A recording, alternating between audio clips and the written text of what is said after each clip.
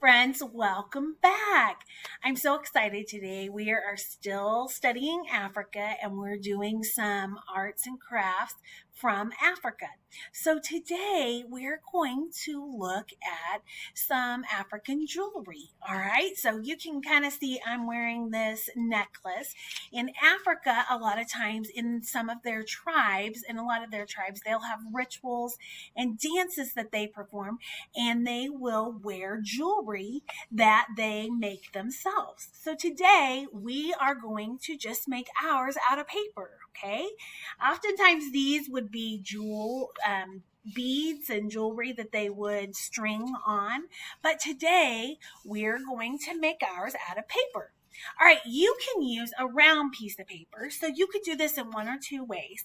You could use a good old-fashioned paper plate if you wanted to, or if you don't have a paper plate, just take a piece of paper and find something circle in your home, like a plate out of your or bowl that would be a little bit bigger than the diameter of your neck. Diameter, remember, is the length around your neck. So then you would trace that so that you would get a good circle, okay? Then I just simply cut in the middle and cut a circle out of the middle for my neck, okay? And then I cut part out of the middle of the outside circle so that it would fit around my neck, okay? And I put some design on it. So let's get started and I will show you how to do this. If you have a paper plate, a lot of paper plates will have an indentation of a circle in the middle. So if you have a paper plate, it's really simple. You're just going to take your scissors and cut through the outside. And then you're just going to cut around that little line that you see in the circle in the middle of your paper plate. So then it makes a perfect little necklace, okay? Now, I want to cut a little bit off of that to leave a little room to open it, and it will go around your neck perfectly. Otherwise, it doesn't have really any room to lay flat. So if you're just doing paper and you don't have a paper plate, I just drew a circle. It's not even really even. It's totally fine because you won't be able to tell once you get it on your neck. So I drew a circle in the middle of my big circle. Then I do the same thing. I cut on that line around, and then just like I took off a piece of the paper plate, I'm going to do that with my circle made out of my paper as well. So there you have it. Then I have a perfect little necklace to go on. So, but we're not done yet. You need to grab any kind of crayons, markers, colored pencils, whatever you have around. Even paint would do if you had some paint and wanted to be brave. And you're going to make a design on this lovely necklace. So use your imagination. Use circles, lines, zigzags, waves. Just have a lot of fun with it. So back to last session, we looked at kente cloth, and kente cloth also used patterns and colors. And if you remember, when we looked at kente cloth, different colors in different tribes meant different things, like royalty, or sometimes it would mean spiritual things, or it would mean like you could be the oldest or the youngest child of that tribe.